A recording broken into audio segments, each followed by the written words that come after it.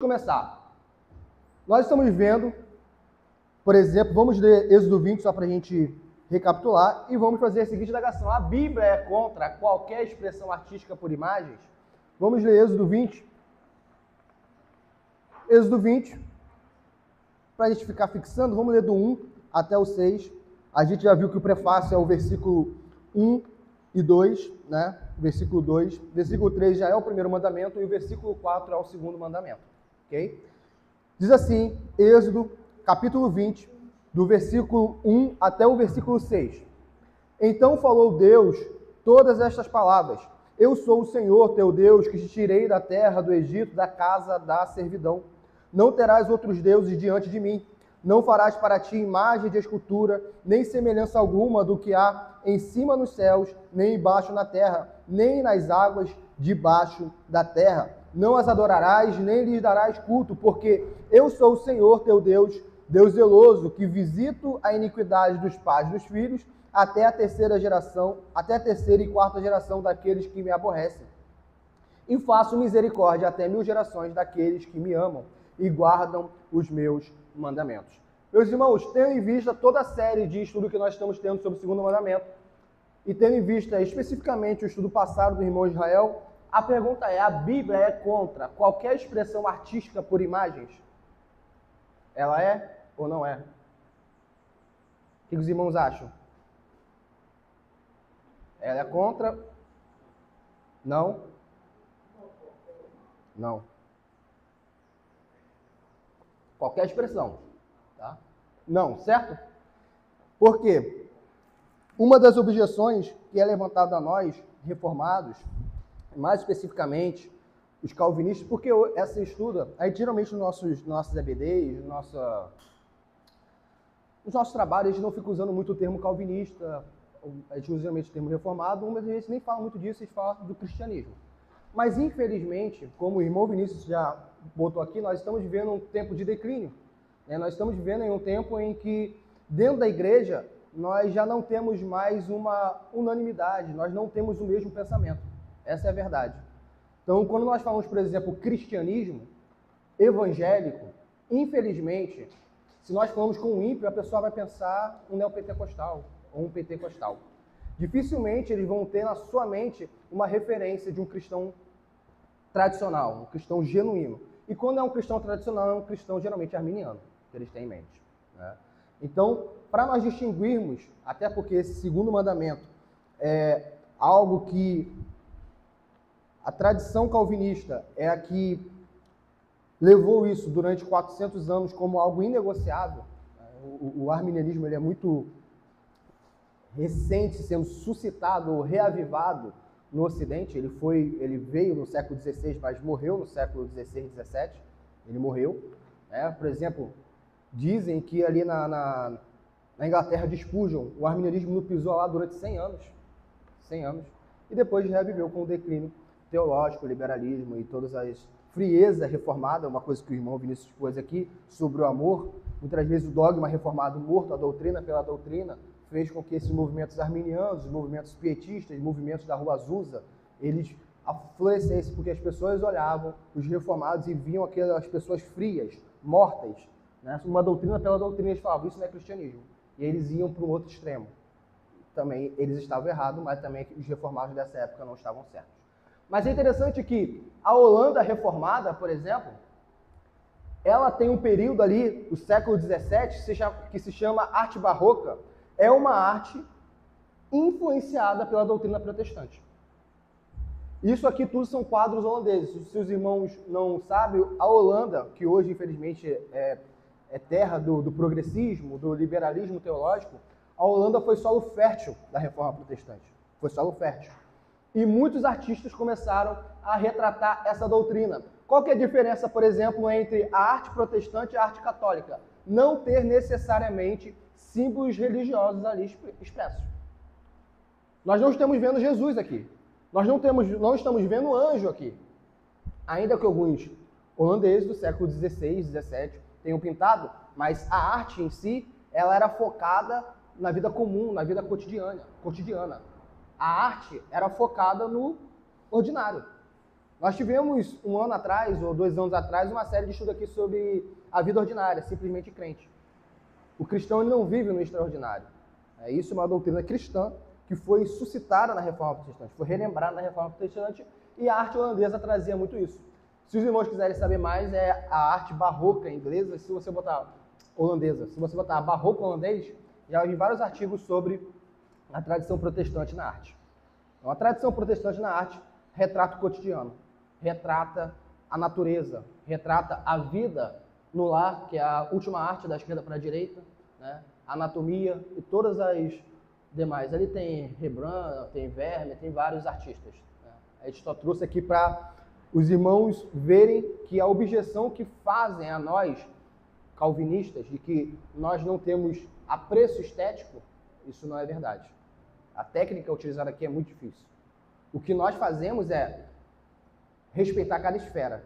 A esfera da arte, vamos colocar assim, que o Abraham Kuyper usa, e a esfera religiosa. Os católicos não fazem isso. Os pentecostais não fazem isso. Os luteranos não fazem isso. Eles acham que a arte e a religião se misturam. Então, por exemplo, esse nosso local aqui de culto, agora não é culto, mas nós cultuamos, isso aqui seria muito simples. Isso é parede branca, tudo normal. Uma teologia, por exemplo, pentecostal, teria uma arca da aliança aqui. Teria um chofar, teria alguma coisa bem visível. Se fosse igreja católica, teria santos por aqui. Talvez o vidro, né? Primeiro não teria nem esse edifício, que o edifício deles é bonito. É bonito. Mas seriam aqueles vitrais, seria algo bem imponente. A igreja reformada, ela preza por um culto simples. E ela entende, como o irmão Israel falou semana passada, nós não cultuamos por imagens. Nós não cultuamos por imagens. Tá? Não cultuamos por imagens. Nosso culto é palavra. Nós ouvimos, a fé vem pelo ouvir da palavra de Deus. Isso não significa que nós somos contra imagens. Imagens geral, a gente é contra imagens das pessoas da divindade. Isso já foi abordado. Tá? Mas, na verdade, nós encorajamos a arte para a vida. Para a vida. A boa música para a vida. O momento de culto não é um momento de performance musical. Mas fora do culto, é maravilhoso você ver boa música. É lindo. É lindo. É claro também que você vai botar música feia no culto. Também ninguém merece. Mas vamos lá. Igreja primitiva. Então, agora a gente só respondeu, para isso ficar bem fixado, né, que a gente não é contra a arte. Então, a gente não pode sair daqui dizendo, não, a igreja cristã, a igreja reformada, ela é contra a arte. Não. E a gente mostrou com provas. Agora a gente voltou no tempo.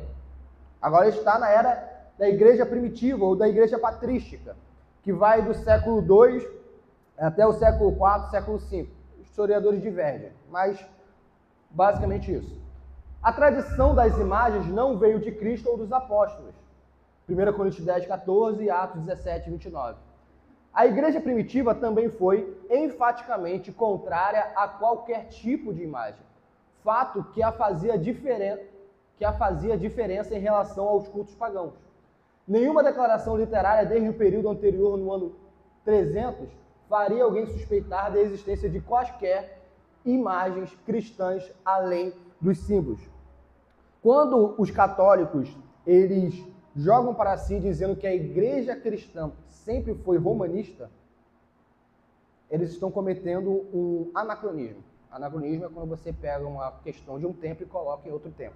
Isso é um anacronismo, tá ligado à história. Por quê? O primeiro Papa só vem depois do século V, século VI.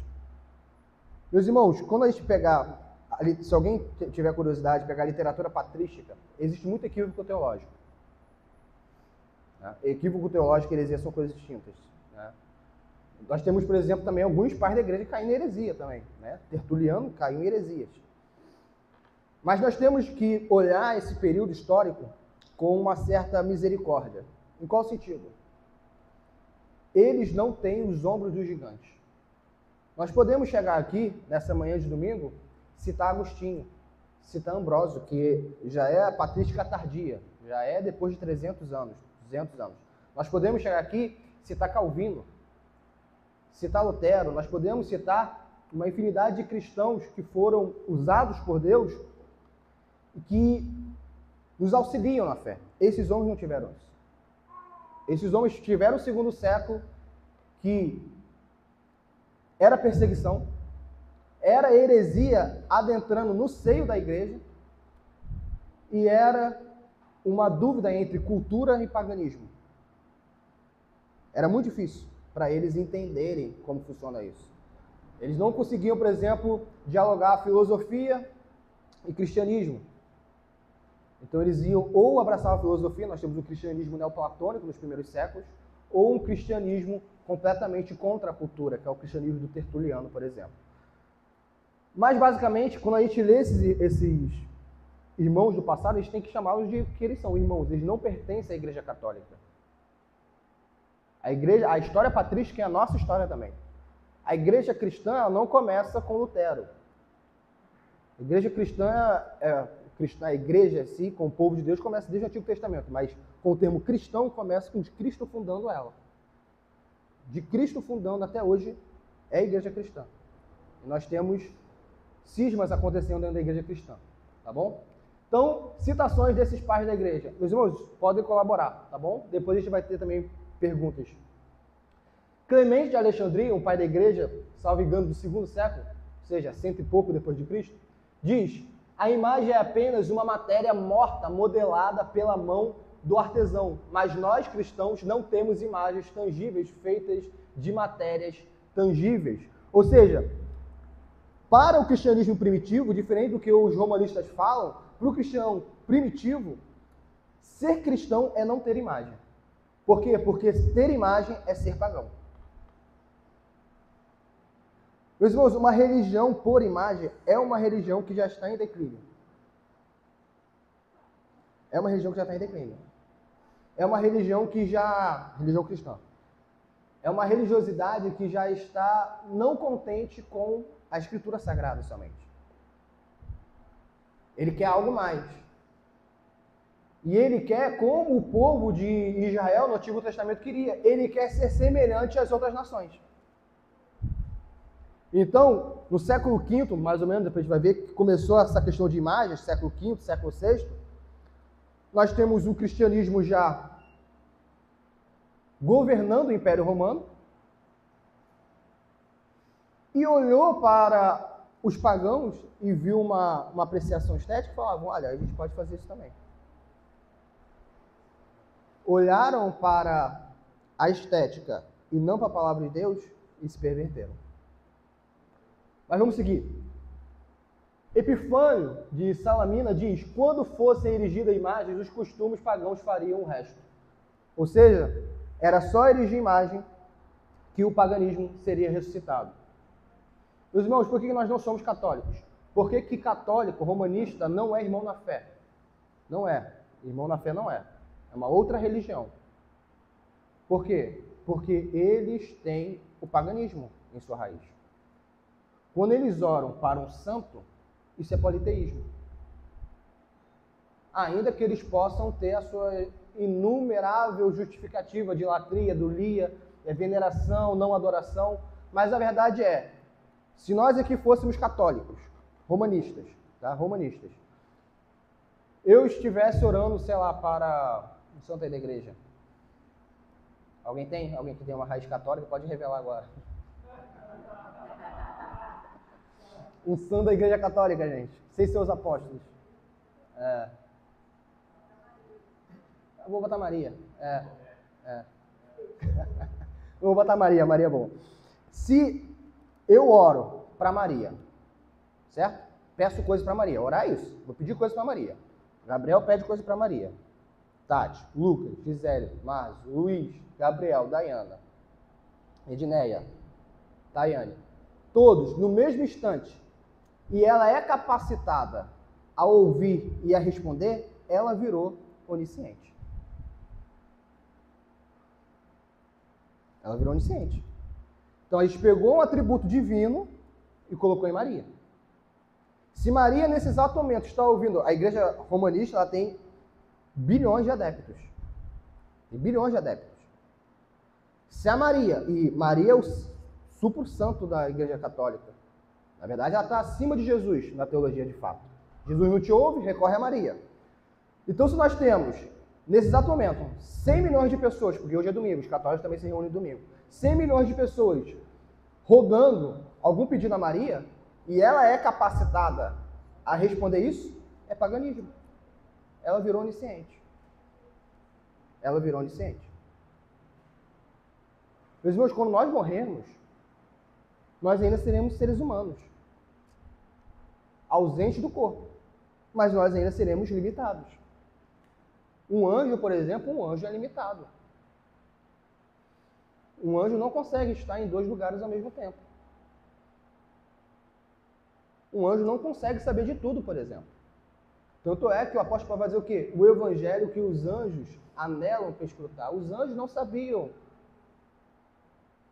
os detalhes do plano de Deus. Os anjos se maravilharam quando Cristo veio redimir os homens. Os anjos não sabiam.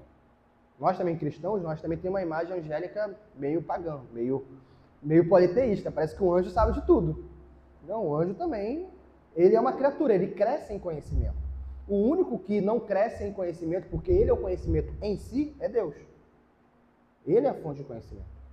Não tem nada que Deus vá conhecer amanhã que ele não conheça hoje. Porque ele é Deus.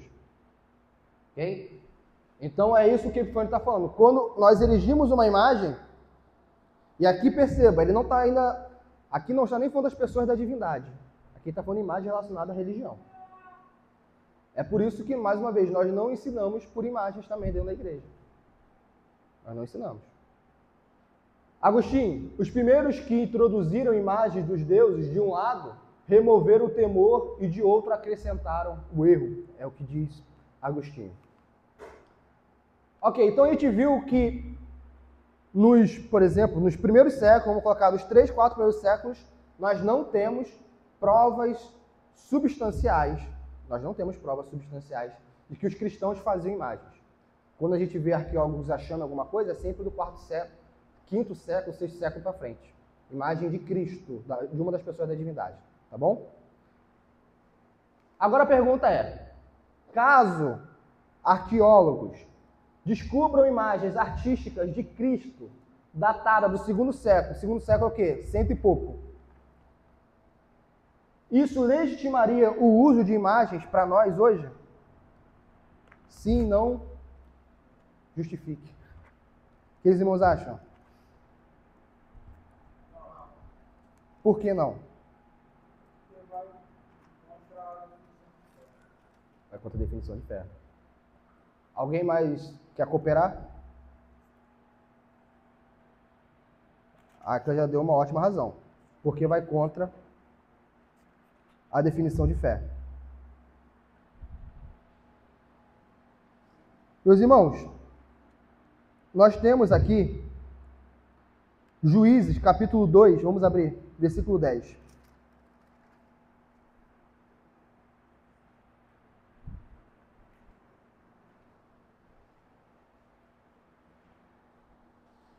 Vamos supor, tá? Vamos supor que ano que vem se descubra uma imagem de Cristo do 2º século. Se nós amparamos a nossa não feitura de imagem, porque os cristãos do 2º século, os cristãos primitivos não faziam, nós estamos colocando uma fé em uma incerteza. Vamos, Juízes 2, versículo 10, diz assim, Juízes capítulo 2, verso 10. Foi também congregada a seus pais toda aquela geração. Que aquela geração é essa? A geração de Josué. A geração que herdou a terra. Canaã. A geração de Josué, a gente pode dizer que é uma das melhores gerações de israelitas. É uma das melhores gerações. Talvez até melhor que a geração de Davi. Não que Davi, mas a geração de Davi. Aquela geração, aquele povo ali. Tá? Então foi também congregado, claro, com muitos erros. A gente vê no livro de Josué pecados. Tá? Quando a gente sempre fala de uma virtude, não significa que não tenha erro. Ok? Foi também congregada a seus pais toda aquela geração. E outra geração, após ele, se levantou, que não conheceu o Senhor, nem tampouco as obras que fizera a Israel. Então fizeram os filhos de Israel o que era mal perante o Senhor, pois serviram aos Baalins. Deixaram o Senhor, Deus de seus pais, que os tiraram da terra do Egito, e foram-se após outros deuses, dentre os deuses das gentes que havia ao redor deles, e os adoraram, e provocaram o Senhor a ira. Até aqui. Meus irmãos, é por isso que nós não seguimos tradição.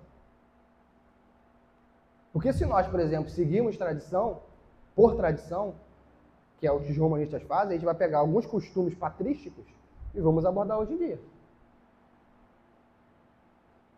A penitência é patrística. É patrística. Uma ideia asceta de vida, ou seja, o corpo é mau, o espírito é bom, e ou a sociedade toda já está corrompida, eu vou me reclusar em um mosteiro, não era mosteiro nessa época, no deserto. Isso é uma ideia patrística também. Tem várias coisas. Agora, o fato de ser antigo não significa que é legítimo. Nós temos vamos colocar assim, a geração que nasceu em Canaã, a primeira geração que nasceu em Canaã, já pervertendo a lei de Moisés, a lei do Senhor. Fora o povo do deserto. Então, antiguidade não é sinônimo de certo. Por exemplo, para nós que estamos no século XXI, fazer a imagem de Jesus é algo que nós recebemos como tradição. Os evangélicos receberam isso. Os evangélicos, nós vimos isso na semana passada com o irmão Jael, os evangélicos fazem presépio. Eles têm Jesus ali no presépio. Quebrou o segundo mandamento. Fazer a imagem de aquilo que é acima do céu. É a primeira frase. É a primeira frase. E o que os evangélicos fizeram? E eles vão lá e fazem. E se você fala isso com eles, eles falam, muitas vezes falam, eles desprezam a Bíblia e falam, não, mas sempre foi assim. Ou, o que tem? Parece que o assim diz o Senhor não é suficiente. Tem que ter um motivo. Tem que ter alguma coisa assim, não, o devorador vai entrar na sua casa. Aí todo mundo para de fazer imagem. Mas quando você fala, não, porque assim diz o Senhor. Por que não podia comer da árvore do conhecimento do bem e do mal? A árvore é má em si? A gente sempre fala isso. Não, a árvore não era má em si, mas por que não podia comer a árvore do conhecimento do bem e do mal? A árvore não era má em si, porque quem fez a árvore foi o Senhor nosso Deus. Não podia comer da árvore do conhecimento do bem e do mal, porque Deus disse, não comereis. Simples. Se Deus falou, é lei. A gente não pode fazer. Não precisamos de justificativa. Então, ainda que arqueólogos descubram as imagens artísticas de Cristo datadas do século II, não. Como a Áquila falou, nossa fé é por ouvir. Como o irmão Lucas falou, o próprio mandamento é explícito. Nada do que há acima do céu, nos céus, na terra, nada relacionado a culto. Então, por que nós não faríamos mesmo se descobríssemos? Porque não é bíblico. A nossa fé é uma fé baseada na Bíblia, não baseada em tradição. Não baseada em tradição. Então, vamos seguir. Alguma dúvida quanto a isso mesmo? Alguém quer cooperar? Podem sempre, né? A EBD tem esse intuito. Controvérsia iconoclástica. Os católicos sempre demonstram que a imagem, o uso de imagem, sempre foi pacífico dentro da igreja, mas não foi. A defesa das imagens ganha mais adeptos a partir do século V, isso é 400 e pouco, por forte influência do paganismo. Alguns fundamentavam-se na utilidade delas como ferramenta educacional. Segundo o argumento, a imagem era um meio de instrução ou edificação, em especial para o iletrado. Como disse o bispo Gregório, no século VI d.C., a pintura pode fazer pelos analfabetos o que a escrita faz para os que sabem ler. Ora, a justificativa do V século é a mesma que muitos evangélicos usam hoje, pelo menos para instruir crianças. Crianças não sabem ler. É muito mais fácil instruir a criança com imagens. E essa é a justificativa dos católicos. A controvérsia iconoclasta ocorre quando, no Oriente, as imagens passam a ser proibidas. A iconoclastia é um movimento político-religioso que vai contra o uso de imagem. Eles acreditavam que o uso de imagens era errado, era paganismo. Ou seja, a ideia de contra o uso de imagem não está restrita à reforma protestante. Não é algo restrito aos calvinistas. Não está restrito aos calvinistas. Não está restrita aos presbiterianos. A disputa adquiriu tamanha proporção que foi necessário convocar um novo concílio ecumênico. Esse foi reunido em Nicéia. Não é o primeiro concílio de Nicéia, é o segundo, em 787. Infelizmente, o lado favorável às imagens já adquiriu apoio imperial, acabando por sair vencedor da disputa. Mais uma vez, a nossa fé tem que ser reafirmada nas Sagradas Escrituras. Ora, eles venceram no concílio. No concílio ficou definido que, para fins didáticos, é legítimo o uso de imagem. Se ficou definido pelo concílio, então a igreja tem que seguir? Nós vemos que os concílios, os sínodos e concílios, eles não têm autoridade para rivalizarem com a Bíblia. Se o símbolo, se o concílio ou sínodo diz A e a Bíblia diz B, antes compete servir a Deus do que aos homens. Nós não temos uma fé baseada em homens. E aqui, essas questões, né, imagem e outras questões mais, vão formando a identidade do romanismo. Vai formando a identidade do romanismo, que vai chegar lá na Reforma Protestante e vai estar aquele monstro enorme. O papado vai se formar um pouquinho antes, ou não de maneira oficial, mas vai começando questões políticas acontecendo que o Papa em Roma vai ganhando força. Então, é o que o Vinícius falou aqui na devocional. São pequenas concessões em nome da facilidade e do pragmatismo. Uma igreja não chega a um declínio como a romana, ou como muitas igrejas evangélicas, da noite para o dia. São pequenas concessões. É quando o povo fala, faça isso, e os líderes, querendo ouvir o povo, vai e faz. Como Arão fez. Moisés está demorando.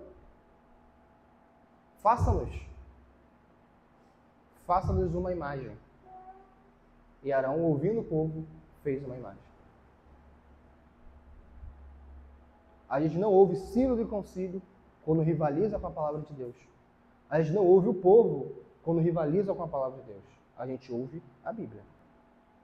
Assim diz o Senhor.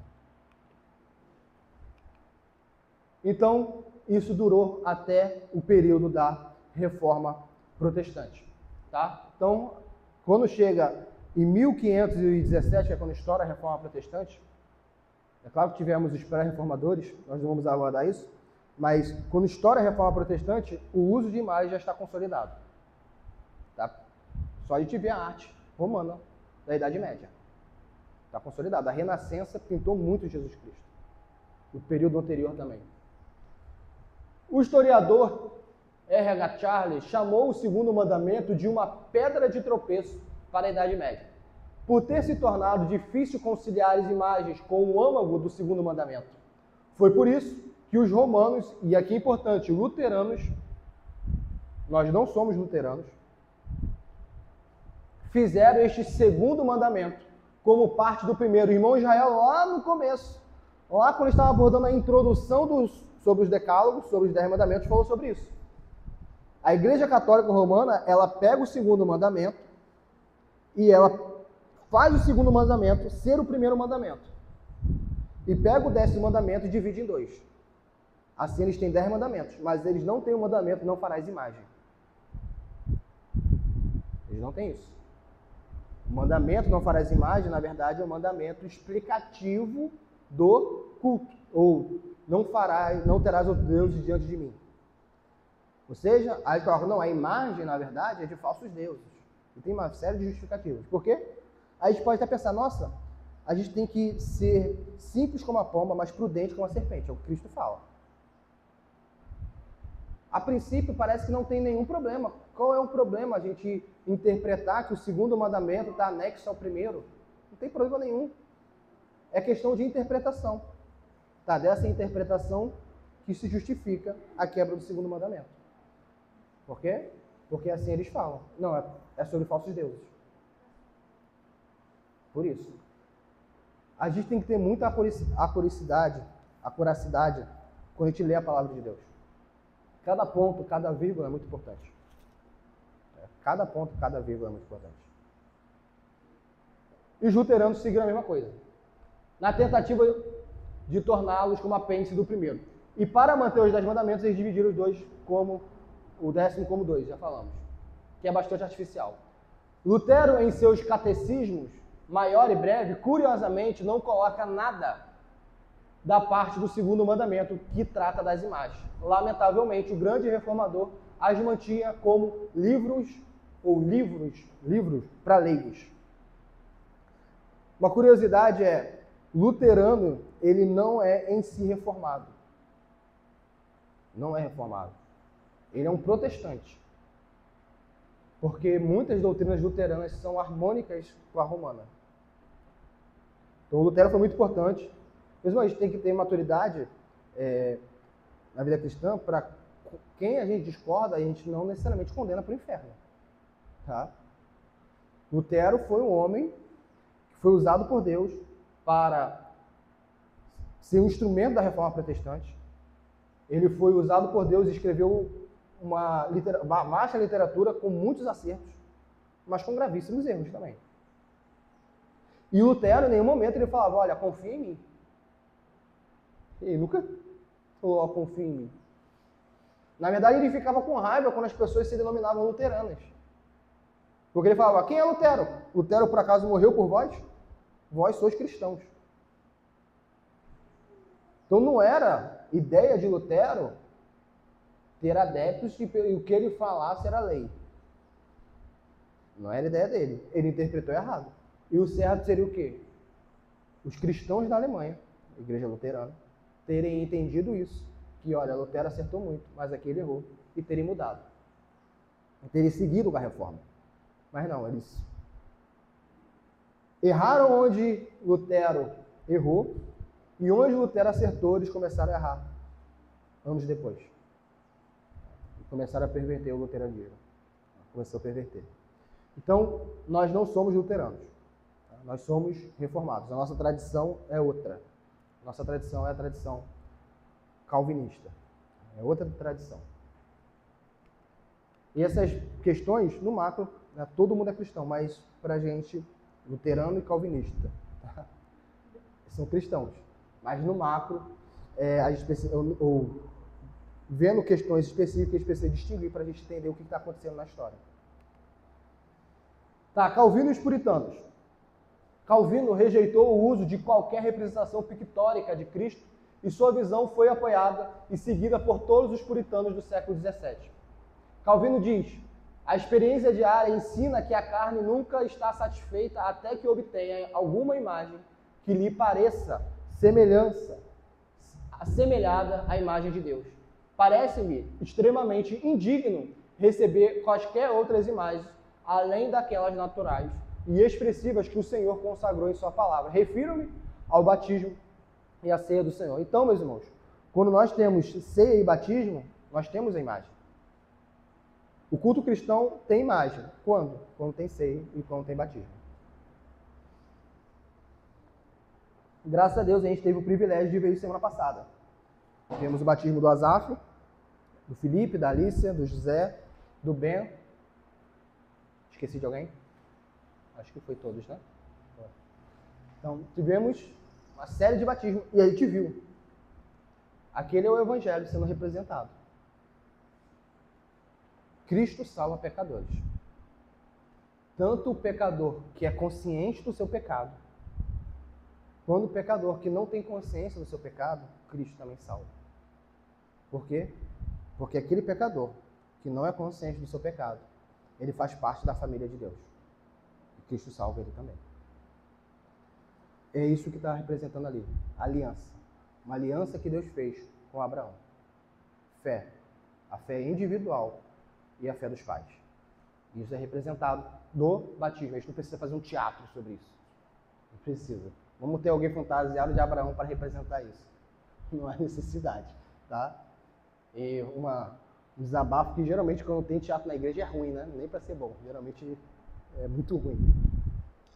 Thomas Watson disse que fazer imagem de Jesus é retratar um meio Cristo. E se nós o virmos apenas como homem, teremos perdido a gloriosa verdade do coração do Evangelho, velada na carne, verde a Trindade, saudai a encarnada deidade. Isso aqui Thomas Watson está se referindo a Cristo. Ok. Hoje, isso nós temos igreja primitiva, não fazia imagens. Nós não vimos isso? Nós vimos que após a igreja primitiva, o que nós chamamos de medievo, igreja medieval, fazia imagens, mas não de maneira sem controvérsia. Nós temos a controvérsia iconoclasta. Nós temos a reforma protestante. A reforma protestante indo contra o uso de imagens. E nós temos, atualmente, o declínio evangélico, que é a nossa época. E aqui eu só elenquei algumas coisas. Tá? E se vocês falassem na nossa época, isso daria um estudo à parte. E não tem. Por quê? Porque nós estamos formando aqui a base para os 10 mandamentos, né? E mostrando os 10 mandamentos na história. Por que, meus irmãos, nós temos a imagem hoje na igreja? É o desprezo pela doutrina, primeiro. Quando a gente fala doutrina, é doutrina divina. É doutrina na palavra. Por quê? No século XX, final do século XX, nós tínhamos culto de doutrina. Mas o culto de doutrina é não pode usar bermuda. Não pode usar brinco. Não pode fazer isso, isso, aquilo. E essa igreja do século XX, final do século XX, início do século XXI, associou doutrina com legalismo. Por quê? Porque o culto de doutrina era sobre legalismo. A doutrina, meus irmãos, é aquilo que está na palavra. Se nós chegássemos aqui e falássemos, olha, é pecado fazer imagem, qualquer tipo de imagem, até mesmo na arte. Estou falando de imagem de Cristo, não, estou falando de imagem no geral, como a gente já está abordando, tá? Imagem de Cristo, de uma das pessoas da divindade, inaceitável em qualquer contexto. Imagem no contexto geral, tá? É proibido. Os irmãos teriam a legitimidade bíblica de ir contra isso. Deveriam. Mas as pessoas, que é o ponto 4 que a gente vai abordar, pelo analfabetismo bíblico, tudo que o mestre falava era lei. E nós temos o cristianismo que se diferenciava do mundo, sim, mas muitas vezes pelo legalismo. Aí qual que é o problema? O problema é que a geração seguinte vai pro liberalismo. Do legalismo ela vai para o outro extremo. Se nós temos um lado, que a mulher não pode usar calça, não pode usar brinco, que o homem não pode usar bermuda, que o homem não pode assistir futebol, que a família não pode ir para o cinema, isso que era ensinado no século XXI, nós não temos mais modéstia, nós temos os homens faltando no culto para ver futebol, nós vemos família levando seus filhos para ir para o cinema para ver filme imoral, nós vamos no outro extremo. Outro extremo. Por quê? Porque legalismo não é resposta. E hoje, muitas das vezes, nós temos pessoas que se dizem reformadas ensinando legalismo. Achando que o legalismo é remédio.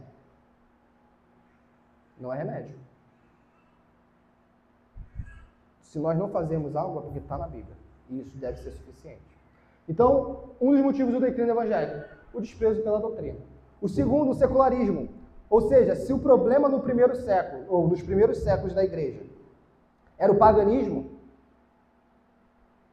e no quinto século a igreja fraqueja e deixa esse paganismo entrar, o problema agora já não é o paganismo. Porque o que é paganismo?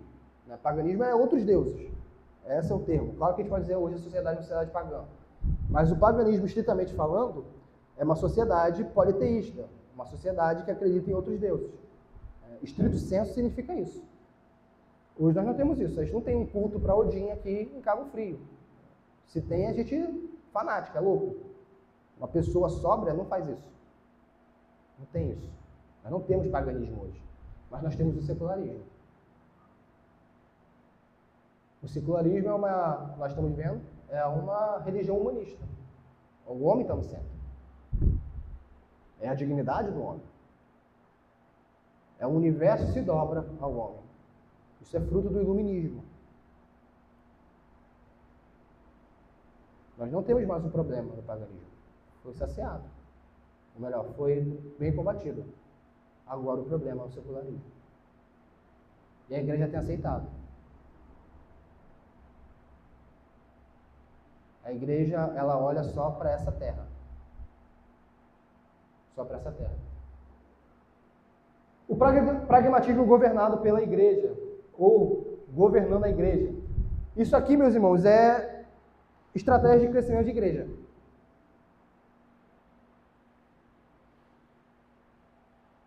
Meus irmãos, quer ver uma estratégia fácil de encher essa igreja? Fácil. Agora, Natal, a gente faz um teatro. Os irmãos se fantasiam com o personagem. E a gente ainda coloca as crianças. Porque ninguém diz não para criança. Ninguém vai dizer não. Ninguém vai dizer. A criança, o avô vai lá ver a criança. O tio vai lá ver a criança na igreja. E é muitas das vezes a justificativa para ter teatro de Natal. Né? É claro que a justificativa não é nessa roupagem. Eu estou falando explicitamente. Não, é para atrair as pessoas, os perdidos. É para atrair os perdidos. E assim eles se sentem confortáveis na igreja e ouvem o Evangelho. Eles podem ouvir qualquer coisa, mas não é o Evangelho. Não é o Evangelho. Isso é pragmatismo. Por que é pragmatismo? Onde está escrito na Bíblia que a gente ensina por imagem, por teatro, por encenação? Tinha teatro, meus irmãos. O problema de nós sermos escravos da atualidade, o problema muitas vezes de nós não termos esse conhecimento da história, ignorarmos ela, é acharmos que nossa cultura é a única cultura que valoriza a encenação. Porque hoje nós temos cinema, porque hoje nós temos o teatro municipal. Mas o teatro grego? A palavra hipocrisia, por exemplo, vem do teatro grego. Muitas palavras que nós temos vêm do teatro grego. Porque o teatro grego não era utilizado como meio de evangelização.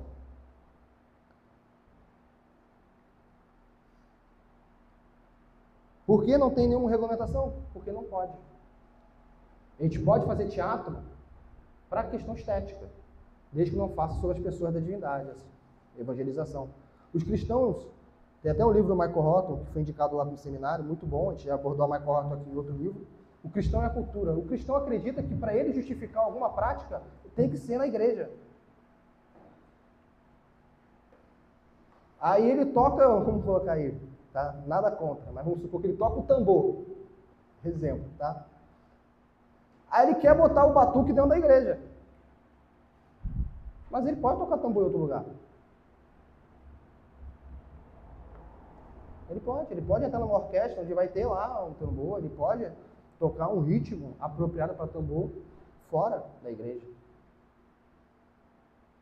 Um cristão com apreço à arte, que tem uma inclinação a atuar. Amém? Faça isso para a glória de Deus, não fazendo na igreja. E sabendo das restrições. Como um ator americano que ele fala que ele só recebe papel de vilão. Porque ele, como cristão, ele entende que ele não pode beijar nenhuma mulher senão a sua própria esposa. E os vilões, via de regra, não precisam contracenar em cena romântica. Ele entendeu. Ele entendeu. Porque é mais fácil nós pervertermos o culto do que nós mudarmos o nosso contexto social.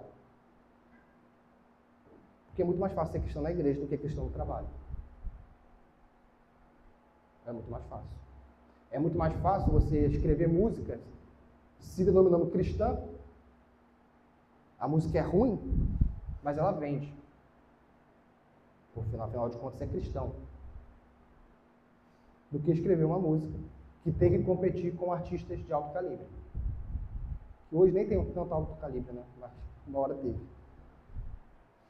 Então, terceiro ponto, pragmatismo, governando a igreja. Nós temos uma igreja, por causa do pragmatismo, ela abandona a doutrina, ela vira secular e ela faz o que dá certo. Estratégia de marketing dá certo mesmo.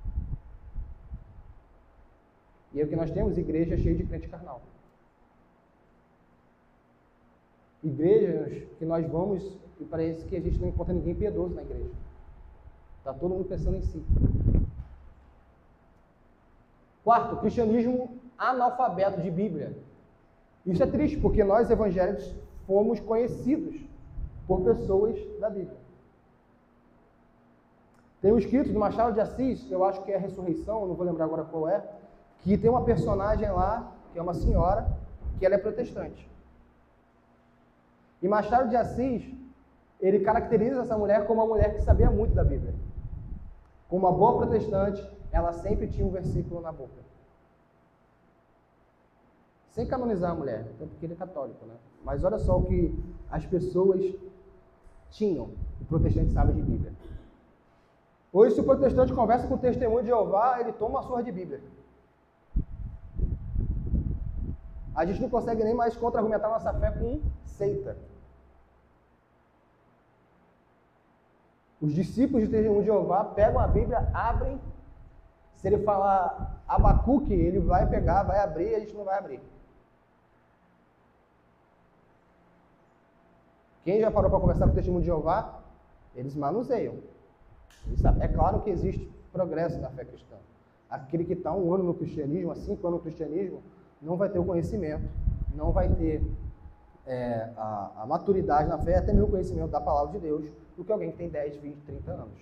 Existe uma maturação, um crescimento, isso é normal. Então, mas só que nós não somos chamados a sermos analfabetos de Bíblia. E desconhecimento das lutas e convicções de irmãos piedosos do passado. O que significa? Significa que, por exemplo, segundo mandamento. Segundo mandamento e o dia do Senhor, que nós vamos ter ainda, que são os dois mandamentos mais desprezados na atualidade, são mandamentos que hoje, quando a gente fala sobre eles com as pessoas têm um teor de legalismo, elas entendem como legalismo. Por quê? Porque parece que é um fariseu que está ensinando isso. Mas quando a gente vai para a história, são homens piedosos que ensinaram isso. Quando a gente pegou ali, patrística, os pais da igreja, muitos pais da igreja, sabe o que eles tinham nas suas costas? Marcas de perseguição. O primeiro concílio da igreja são de homens que tinham sido até mesmo mutilados pelo cristianismo, por causa do cristianismo. Quando a gente lê aqui o credo toda noite, esse credo não foi, ou melhor ainda, mais o credo apostólico, ele não foi elaborado por cristãos como nós, ou como teólogos da nossa época. Hoje nós vamos falar a nossa realidade. Teólogos do século XXI.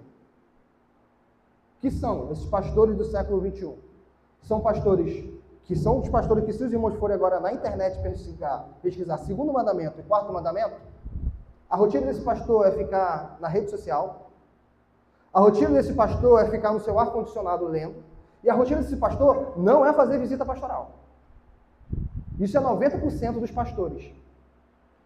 E a gente fala, não, eu não vou seguir o mandamento. O pastor fulano de tal falou. Tá, se for pastor falou. Os pastores da igreja primitiva, que tiveram a marca da perseguição nas suas costas, que não tinham cristianismo fácil, os pastores da época da Reforma Protestante, que a qualquer momento o romanismo poderia entrar e eles serem mortos, a Assembleia de Westminster, que nós confessamos o símbolo de fé, ela foi confeccionada em tempo de guerra. Vamos usar um termo da internet. O nosso cristianismo hoje, meus irmãos, é um cristianismo Nutella. Nossa fé é muito fácil. E na facilidade da nossa fé, nós desprezamos a doutrina. Porque a gente quer mais facilidade. O pastor que ensina segundo o mandamento, ele vai perder membro. Um pastor que tem uma igreja de 100, 200, 300, 500 membros, de 1000 membros, ele fala assim, é pecado. Um membro que vê a paixão de Cristo toda a paz, vai falar, eu discordo, pastor. E vai começar um monte de briguinha dentro da igreja e vai o pessoal sair.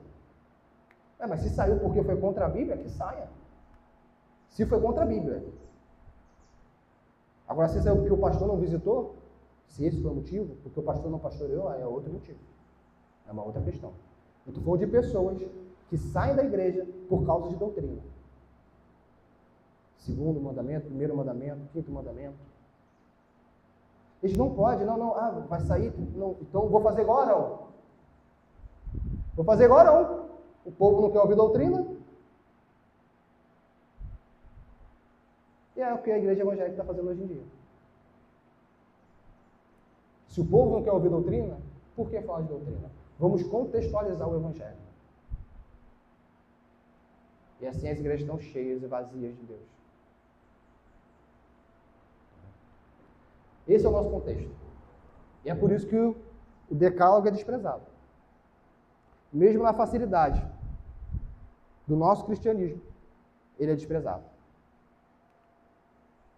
Vou repetir o slide.